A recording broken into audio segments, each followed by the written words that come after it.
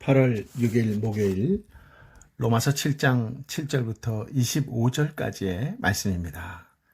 바울은 유대인이 이방인보다 나은 점이 범사에 많이 있지만 모든 이점을 총괄하는 으뜸은 하나님의 말씀을 맡은 것이라고 했었습니다. 그런데 칭의는 율법과 상관없이 주시는 하나님의 선물이고 율법은 죄를 더하며 율법에 대해 죽어야 하나님에 대해 열매도 맺습니다. 그러니 율법 맡은 것이 과연 유익한지 의구심이 생깁니다. 바울은 바로 이런 측면의 반론에 답변하면서 율법을 옹호합니다. 7절의 말씀인데요. 그런즉 우리가 무슨 말을 하리요? 율법이 죄냐? 그럴 수 없느니라. 율법으로 말미암지 않고는 내가 죄를 알지 못하였으니 곧 율법이 탐내지 마라. 하지 아니하였더라면 내가 탐심을 알지 못하였으리라. 아멘. 선과 악을 결정하는 것은 태초부터 하나님의 말씀이었습니다. 그런데 아담이 타락할 때 자기 생각을 기준으로 선악을 판단했지요. 그 후 인류는 개인의 생각을 모아 사회적 합의로 선악을 결정했습니다. 사람의 생각은 상대적인지라 시대와 장소에 따라 변하지요. 이전의 죄가 시간이 흘러 당연하게 받아들이거나 한쪽 문화에서 죄로 취급하는 것을 다른 문화에서는 미덕으로 여기는 일이 있습니다. 실용적이면 좋은 것으로 판단하거나 좋은 결과이면 부당한 과정을 눈감기도 하지요. 목표의 동기와 정당성을 헤아리지 않고 열심히 살면 바르게 사는 것인 양 평가하기도 했습니다. 이렇게 절대 기준이 없는 상대주의 사회에서는 죄가 무엇인지 명확하게 알 수 없습니다. 율법의 시대나 문화에 따라 바뀌지 않는 절대 기준입니다. 어느 시대 어느 문화든 하나님께서 하지 말라 하신 것을 하거나 하라 하신 것을 하지 않으면 죄입니다. 사회적 합의도 금하거나 권하는 기준을 세우지만 주로 행위로 죄의 유무를 판단합니다. 행동으로 옮기지 않은 마음 상태만은 죄로 여기지 않습니다. 마음의 탐욕을 문제 삼지는 않지요. 도리어 너무 욕심이 없으면 발전이 없다라고 생각합니다. 그래서 율법이 없으면 나를 속이는 죄의 실체와 왕노릇하는 죄의 세력을 깨닫지 못합니다. 바울 역시 율법을 통해 탐심의 실체와 탐심의 세력을 깨닫게 되었습니다. 그렇다면 죄는 어떤 방식으로 세력을 넓힐까요? 8절 말씀인데요. 그러나 죄가 기회를 타서 계명으로 말미암아 내 속에서 온갖 탐심을 이루었나니 이는 율법이 없으면 죄가 죽은 것임이라. 아멘. 죄는 숨어서 적절한 기회를 노리다가 단숨에 덮치는 맹수와 같습니다. 죄는 삶의 유용한 도구들을 활용해서 행동과 습관과 인격을 파괴합니다. 인간의 기본 욕망인 식욕, 수면욕, 성욕 등도 부당하게 사용하게 하지요. 말씀이 정한 적정선을 넘어 무절제하게 탐닉하도록 유혹합니다. 행동을 막으면 상상을 통해서라도 욕망에 중독되게 하지요.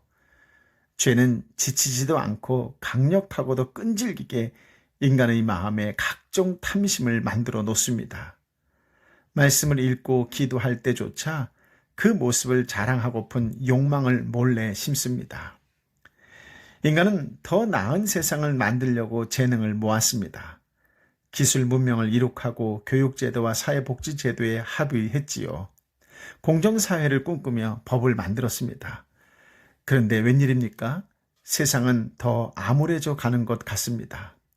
그 이유가 기술과 제도와 법의 결함 때문일까요? 사람의 죄가 동기와 목적과 열정조차 깡그리 불의의 병기로 사용해버리기 때문입니다.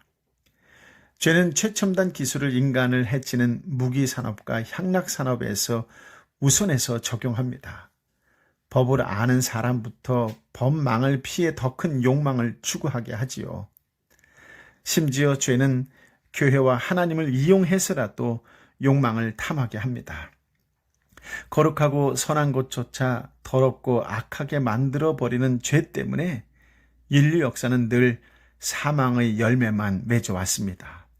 그러니 죄의 심각성부터 알아야 문제 해결의 실마리를 얻겠지요. 죄의 실체와 세력부터 알아야 대처력을 마련할 수 있습니다. 죄의 실체와 세력을 아는데 꼭 필요한 것이 율법입니다. 그래서 8절에 법이 없으면 죄가 죽은 것이기 때문입니다. 라고 기록한 것입니다. 법이 없는 동안은 죄가 죽은 듯이 자기 존재를 감춥니다.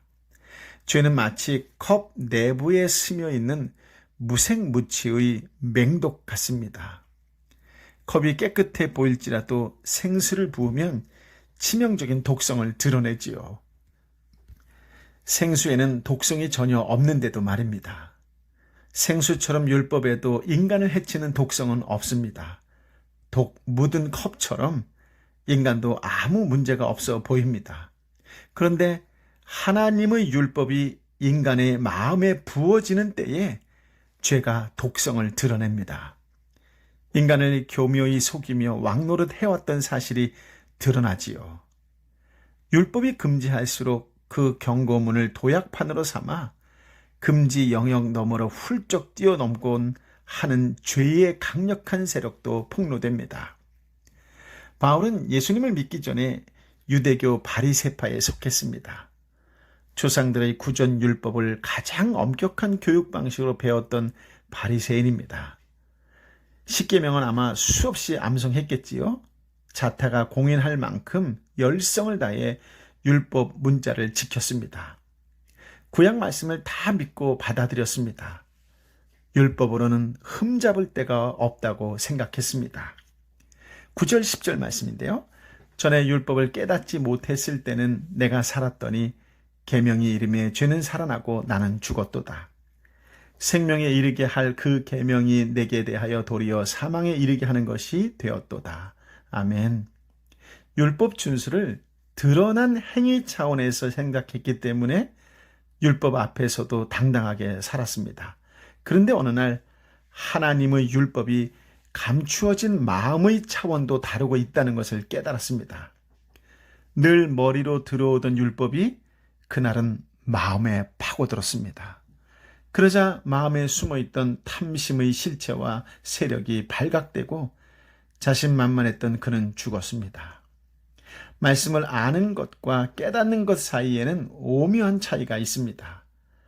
바리새인은 어릴 때부터 모세오경을 암송했습니다. 바울은 십계명을 무수히 반복해서 암송했을 것이에요. 그럴지라도 율법을 머리로만 아는 상태에서는 누구나 율법 앞에서 당당합니다. 나는 아무 문제가 없다고 생각하는 것이지요. 그러다 갑자기 늘 읽던 말씀의 의미가 마음에 쑥 들어오는 순간이 있습니다. 내가 말씀을 읽는 것이 아니라 말씀이 나를 읽고 있음을 깨달을 때가 있습니다. 내 존재를 모두 꿰뚫어 보시는 살아계신 하나님의 눈길이 화살처럼 마음에 꽂힙니다. 그 순간에 나는 이사야나 베드로처럼 죽어 마땅한 죄인이라는 사실을 갑자기 깨닫게 되지요. 거룩한 재판장 앞에서 사형 선고를 앞둔 더러운 죄인처럼 두려움을 느낍니다. 10절 말씀을 함께 읽어볼까요? 생명에 이르게 할 그 계명이 내게 대하여 도리어 사망에 이르게 하는 것이 되었도다. 레위기 18장 5절에 보면 율법은 지키는 자로 생명을 얻게 합니다 라고 합니다. 적법하게 쓰면 선합니다. 예수님처럼 율법을 다 지킬 수만 있다면 영원한 생명을 얻을 것입니다. 그러나 육신에 속한 인간은 율법을 지킬 힘이 없습니다. 그래서 율법은 도리어 인간의 사망을 가져오지요. 하나님께서 타락한 인간에게 율법을 주신 목적은 지켜서 생명을 얻게 하려는 것이 아닙니다. 율법을 지키는 방법으로는 구원 얻을 수 없는 줄을 깨닫고 예수님을 믿게 하시려고 율법을 주신 것이지요. 이 목적을 깨닫기 전에는 바울도 율법을 지켜 생명에 이르려고 했습니다. 실패해도 자기는 지킬 수 있을 줄 알았지요. 하지만 탐심의 계명을 깨닫자 그 계명이 자기를 죽였음을 알았습니다. 11절 말씀이요. 죄가 기회를 타서 계명으로 말미암아 나를 속이고 그것으로 나를 죽였는지라. 아멘. 계명을 깨닫자 그동안 죄가 율법을 작전 기지로 삼아 자기를 속여온 사실도 알게 되었습니다. 죄는 율법이 행위만 문제 삼는다고 속였습니다. 그러니 내 행위는 흠잡을 데가 없어서 하늘을 우러러 한 점 부끄러움도 없다고 속였지요. 탐심 가득한 죄인인데도 누구보다 의인이라고 속였습니다. 사망의 열매만 맺고 있는데 거룩한 열매를 맺고 있는 것처럼 속였습니다. 그러다가 율법의 생수를 들이켜는 순간에 비로소 컵 안에 맹독을 인식하게 했지요. 맹독 때문에 사망을 피할 수 없는 비참한 상황, 율법의 저주를 피할 수 없는 상황에서야 자기 속에 있는 죄의 실체와 세력을 깨닫게 했습니다. 깨달을 때는 이미 죄의 독이 퍼져 영적으로 죽어버린 무력한 시체 상태였습니다. 하나님의 구원은 이처럼 죄로 죽은 죄인에게 임하는 은혜입니다. 율법이 마음에 쏟아 부어질 때 죄의 실체와 세력이 폭로됩니다. 아담의 원죄가 인간을 비참하게 만들었다는 것쯤은 약간의 교리 지식만 있어도 알지요. 그런데 나의 자범죄도 나를 비참하게 만든다는 것을 깨닫게 되는 시점은 율법이 마음으로 깨달아질 때입니다. 그 순간에서야 죄와 죄로 인한 비참함이 옛날 이야기가 아니라 현재 나의 이야기인 줄 압니다. 누구나 그렇게 살기에 죄를 가볍게 여기고 살아온 것이 죄의 속임인 줄 깨닫습니다. 사망의 열매만 맺게 하는 죄의 강렬한 세력이 나를 사로잡고 있음도 깨닫지요. 죄에 시달리며 괴로워하면서도 그 삶을 즐기고 있는 줄 착각하게 했던 죄의 기만성에 이가 갈리고 분노를 느끼기도 합니다. 하나님의 율법은 죄의 실체를 폭로하고 인간을 종으로 부리는 죄의 세력을 깨닫게 해줍니다. 이 죄 때문에 절대로 스스로는 의로울 수 없고 거룩한 열매를 맺을 수 없다는 사실을 인정하게 하지요. 깨달은 율법은 기고만장했던 나의 자존심을 부수면서 철저하게 절망하게 합니다. 그래서 나를 완전히 포기하고 오직 그리스도의 은혜만 바라도록 이끕니다. 율법과 죄의 관계를 설명한 바울은 율법이 죄냐라는 화두에 대답합니다. 12절 말씀에 이로 보건대 율법은 거룩하고 계명도 거룩하고 의로우며 선하도다. 율법은 선하며 율법의 요구는 전적으로 정당합니다. 죄인을 정죄할지라도 절대로 불공정하지 않습니다. 누구나 차별하지 않고 죄에 따라 정확하게 형을 선고하기 때문이지요. 과도하거나 부동한 형벌은 없습니다. 그래서 구약 시편에는 하나님의 율법을 찬양한 구절이 많이 나오는 것이지요. 율법에 대해 죽었다라고 하는 것은 율법을 지켜서 칭의를 얻거나 성화에 이르려 하지 말라는 뜻이지 율법을 거부하고 혐오하라는 뜻은 아닙니다. 거룩한 삶의 열매를 맺기 위해서 우리가 악한 죄에 대해 죽어야 한다는 것은 쉽게 이해할 수 있습니다. 그런데 선한 율법에 대해서도 죽어야 하는 까닭은 무엇일까요?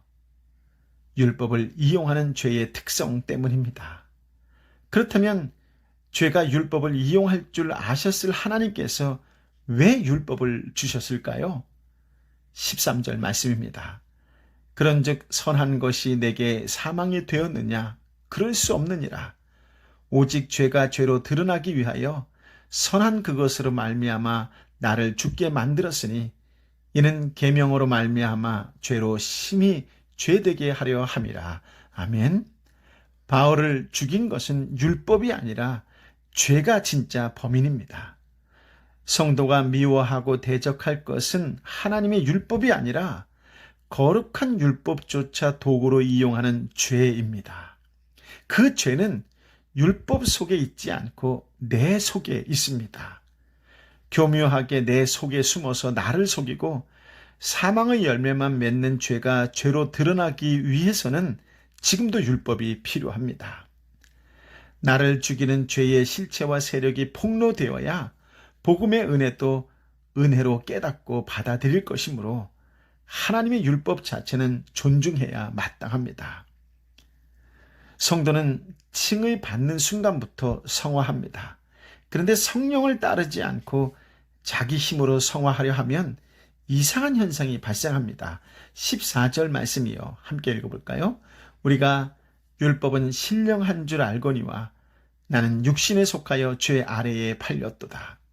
이 구절의 우리라고 하는 단어는 율법의 신령한 목적을 분별하는 사람입니다. 즉 복음을 아는 성도지요. 그런데 그들 중에 나는 죄 아래 팔립니다. 여기서 팔리다라고 하는 동사는 현재형 동사인데요. 즉 죄의 종 신분은 아닌데 죄 아래 팔리고 있는 이상한 상황이라고 하는 것입니다. 이 사람은 육신에 속했습니다. 그리스도께 속했으나 옛 본성에 따라 사는 사람을 뜻하지요. 현재의 신분과 삶의 모습 사이에 모순이 있는 사람입니다. 예수 그리스도의 신부인데 율법의 신부처럼 행동하는 사람, 영의 새로운 것 대신 의문의 묵은 것으로 섬기려는 사람입니다. 바울은 이 존재를 주목합니다. 15절 말씀을 함께 읽어볼까요? 내가 행하는 것을 내가 알지 못하노니 곧 내가 원하는 것은 행하지 아니하고 도리어 미워하는 것을 행함이라. 율법을 지키려는 나와 율법을 어기는 다른 나가 충돌합니다. 이 현상은 바울처럼 성숙한 신앙인도 경험을 합니다. 그런데 미성숙한 성도는 이 현상을 겪을 때 정체성 혼란을 느낍니다. 칭의 받고 구원 얻었다면 이런 현상이 없어야 할 것처럼 두려워하지요. 그래서 바울은 이 충돌 현상에 관해 자세히 설명하는 것입니다. 이런 현상을 경험하는 자들이 구원을 확신하도록 도우려는 것이지요. 바울은 이 존재의 정체를 폭로합니다. 16절 말씀에서 나오는데요. 함께 읽어볼까요? 만일 내가 원하지 아니하는 그것을 행하면 내가 이로써 율법이 선한 것을 시인하노니. 아멘. 무슨 말이냐면 나는 내 소원대로 하지 않는 다른 내가 못마땅합니다. 다른 나는 율법이 정죄하는 것을 행하기 때문이지요. 그러니 나는 율법과 같은 판단은 기준을 가졌으며 율법의 선함을 인정하는 존재입니다. 그렇다면 다른 나의 정체는 무엇일까요? 17절 말씀입니다. 이제는 그것을 행하는 자가 내가 아니요 내 속에 거하는 죄니라. 아멘. 다른 나는 진정한 내가 아니라 내 속에 거주하는 죄라고 했습니다. 바울은 인격체 전체로서의 나와 그 인격 속에 자리 잡은 부분으로서의 다른 나를 구별했습니다. 이런 구별은 바울의 두 가지 항목을 분석한 결과입니다. 첫째로 칭의 받은 자의 인격을 분석했습니다. 18절인데요. 내 속 곧 내 육신에 선한 것이 거하지 아니하는 줄을 아노니 원함은 내게 있으나 선을 행하는 것은 없도다. 아멘. 수많은 이단의 뿌리가 된 초대교회 영지주의의 사상은 몸을 악하게 여기고 영혼만 선하게 여겼어요. 그런데 바울은 그들처럼 내 몸이 죄짓는 원흉이며 내 영혼은 선하다 그렇게 주장하는 것이 아닙니다. 칭의 받고 성숙한 내 육신에도 칭의 받기 이전처럼 선한 것이 없더라 라는 분석 결과를 그대로 알려준 것입니다. 칭의 받은 사람은 예수 그리스도의 의 때문에 의인으로 간주된 사람이지요. 의로움을 몸에 주입해서 의롭게 만든 사람이 아닙니다. 그래서 그리스도의 의와 별도로 진단하면 칭의 받은 성도의 육신은 여전히 선을 행하지 않는다라고 하는 말씀이죠. 둘째로 칭의 받은 자의 행위를 분석했습니다. 19절에 보니까 내가 원하는 바 선을 행하지 아니하고 도리어 원하지 아니하는 바 악을 행하는도다. 아멘. 악한 본성의 뿌리에서 선한 삶의 열매가 맺힐 수는 없겠지요. 칭의 받은 자도 옛 본성으로는 악한 열매만 맺습니다. 본성에 밴 죄가 의지력보다 강하기 때문입니다. 칭의 받은 사람은 하나님 앞에서 선하게 살기를 진정으로 소원하지요. 죄의 종로를 할 때와 다른 점입니다. 그러나 선하게 살 능력이 없다는 점에서는 죄의 종로를 할 때와 같습니다. 갈라디아서 5장 22절 23절의 말씀이 나오는 것처럼 거룩한 삶은 성령께서 칭의 받은 자를 통해 맺는 성화의 열매입니다. 그런데 오늘 본문은 성령님을 전혀 언급하지 않아요.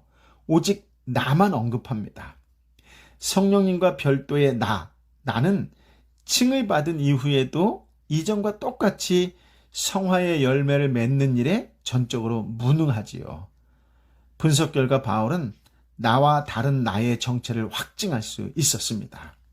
20절을 보니까 만일 내가 원하지 아니하는 그것을 하면 이를 행하는 자는 내가 아니요 내 속에 거하는 죄니라. 죄가 내 자아 속에 거주합니다. 그래서 이제는 내가 산 것이 아니요 오직 내 안에 그리스도께서 하신 것이다 라고 하는 갈라디아서 2장 20절의 고백과 정반대 상태입니다. 내 안에 그리스도께서 사시는 상태와 내 안에 죄가 거주하는 상태가 칭을 받은 사람의 인격 속에 공존하고 있는 것입니다. 나와 내 안의 그리스도가 구별되듯 나와 내 속의 죄도 구별되는 것이지요. 그러나 나와 그리스도의 연합을 분리할 수 없듯이 나의 욕된 몸과 죄도 영광의 몸으로 부활하기까지는 분리할 수 없습니다. 이렇게 나와 다른 나를 분리하지 않으면서도 구별해야 자기 정체성에 혼란을 겪지 않고 구원받은 존재임을 확신할 수 있습니다. 분석 끝에 바울이 깨달은 진리가 무엇일까요? 21절입니다. 그러므로 내가 한 법을 깨달았노니 곧 선을 행하기 원하는 나에게 악이 함께 있는 것이로다. 칭의 받기 전에는 한 가지 법이 나를 지배했어요. 그때에 나는 악을 원하고 악을 행했습니다. 칭의 받은 후에는 선을 원하면서 선을 행할까요? 선을 원하면서 악을 행합니다. 두 가지 법이 동시에 내 행동을 지배하지요. 위선자는 이 사실을 숨기고 선한 척합니다. 완벽주의자들은 이 사실을 인정하지 않고 이 땅에서 선한 나를 완성하려 하지요. 그러나 바울은 사실대로 겸허하게 받아들입니다. 25절에도 보니까 우리 주 예수 그리스도로 말미암아 하나님께 감사하리로다. 그런즉 내 자신이 마음으로는 하나님의 법을 육신으로는 죄의 법을 섬기노라. 바울은 죄짓는 현재의 자기 모습 때문에 절망하지 않고 도리어 하나님께 감사할 수 있습니다. 선을 원하면서 선을 행할 영화 이후의 삶을 소망하며 살 수 있기 때문이지요. 그러면서 바울은 22절에 내 속으로는 하나님의 법을 즐거워한다 라고 합니다. 중생하지 않은 인간은 절대로 하나님의 법을 마음으로 즐거워할 수 없습니다. 그러니 속사람은 칭의 받은 자아를 지칭하는 것이겠지요. 악을 행하는 다른 나를 겉사람이라 부르면 정확하게 대칭되겠습니다. 그런데 바울은 내 속에 거하는 죄나 나와 함께 있는 악이라고 표현합니다. 다른 나는 내 안에 있는 또 하나의 인격이 아니라 내 지체 속의 일부분이기 때문이지요. 그래서 겉사람이라는 대칭적인 표현을 쓰지 않습니다. 칭의 받은 자는 그리스도의 신부이지만 그녀 속에 있는 죄가 그녀의 몸을 율법 신부처럼 반응하게 합니다. 이렇게 신분과 다르게 행하는 육신을 바울은 죄의 몸, 사망의 몸, 욕된 것으로 표현한 것이지요. 아무튼 한 인격을 두 존재가 지배함으로 이 땅에 있는 동안 칭의 받은 사람의 인격 속에는 치열한 전투가 있습니다. 23절이요. 내 지체 속에는 한 다른 법이 내 마음의 법과 싸워 내 지체 속에 있는 죄의 법으로 나를 사로잡는 것을 보는도다. 아멘. 내 인격을 총괄하는 내 마음의 법은 하나님 말씀에 순종하는 방향으로 진격합니다. 그러나 내 지체 속에 있는 죄의 법은 하나님 말씀에 불순종하는 방향으로 진격하지요. 원리적으로 말한다면 칭의 받은 자의 인격이 마음의 법에 사로잡혀야 당연하겠지요. 그런데 실제적으로 죄의 법이 마음의 법을 압도합니다. 싸우기만 하면 마음의 법이 패배하고 죄의 법에 사로잡히지요. 신부는 의인일지라도 죄와의 싸움에서는 번번이 패배하는 무력한 죄인이라고 하는 것입니다. 그래서 바울은 비참한 자신의 모습에 탄식하며 이렇게 고백했지요. 오호라, 나는 곤고한 사람이로다. 이 사망의 몸에서 누가 나를 건져내랴. 죄에서 건져낸 존재는 내가 아니었습니다. 사망의 몸에서 건져낼 존재도 내가 아닙니다. 성령의 인도하심 없이는 칭의 받은 자도 육신의 욕망을 벗어날 수 없습니다. 법적으로는 죄와 율법에 대해 죽었어도 실제적으로 죄와 율법 아래 있는 것처럼 보이지요. 내 힘으로는 절대로 거룩한 열매를 맺을 수 없기 때문입니다. 결심하고 맹세해도 내 힘으로는 죄를 이기지 못합니다.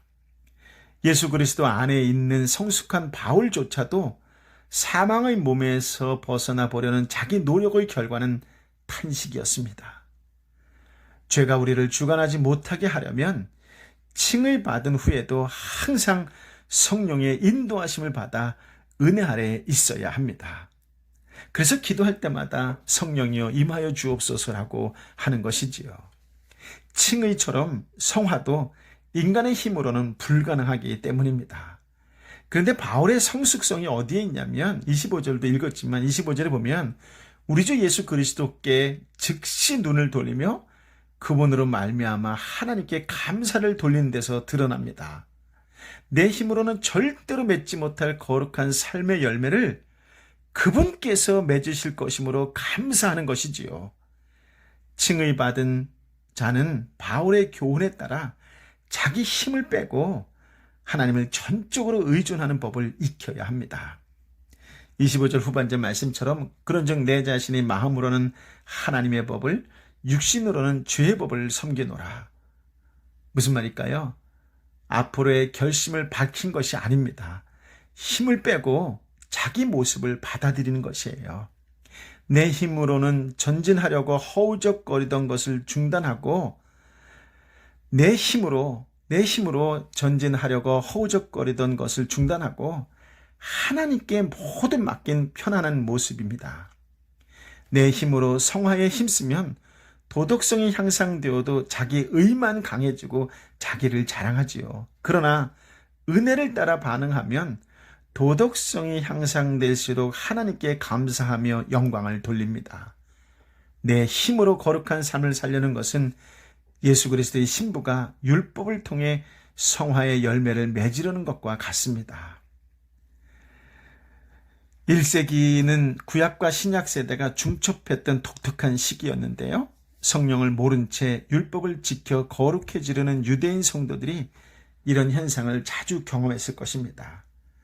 율법에 대해 죽었는데도 율법에 대해 죽지 않은 사람처럼 영의 새로운 것 대신 의문의 묵은 것으로 섬기려 했을 것입니다.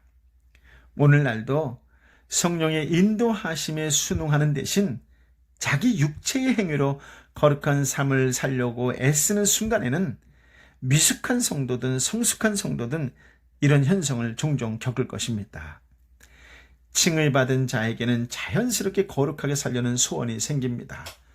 그런데 그 소원을 이루는 것은 내 능력과 열정이 아니지요. 하나님의 능력과 열정이 그 소원을 이룹니다. 늘 죄에 지면서 살아온 것 같을지라도 지난 삶을 돌아보십시오. 힘을 빼고 하나님의 은혜에 맡길 때 그분의 은혜가 내 삶을 바꿔놓을 것을 확인할 수 있을 것입니다. 자기 힘으로 거룩한 삶의 열매를 맺을 수 있는 사람은 아무도 없습니다. 바리새파 출신의 바울조차 그 일에 실패했습니다. 그러니 내 힘으로 과도하게 성화의 열매를 맺으려고 조급해 할 것이 아닙니다. 현재 내 모습이 마음에 들지 않을지라도 마음의 소원과 실천하는 삶의 모습 사이에 갈등이 있는 내 모습을 인정하고 받아들여야 합니다. 주님의 은혜가 나를 성화로 이끌고 있음을 신뢰하고 현재의 은혜에 감사할 수 있어야 합니다. 오늘 힘을 빼고 주님께 여러분의 모든 것을 맡길 수 있는 은혜의 날이 되시기를 예수님의 이름으로 축복합니다. 아멘.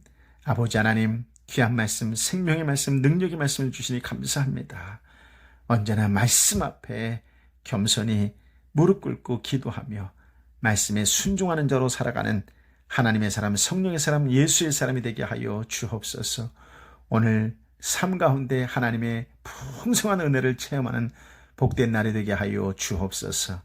이제는 우리 주님 예수 그리스도의 은혜와 아버지 하나님의 크신 사랑과 성령 하나님의 위로 역사 교통 충만하심이 내 사랑하는 형제와 자매와 내 사랑하는 공동체와 내 사랑하는 선교사님과 선교지 위에 함께하여 주옵기를 간절히 축원하옵나이다.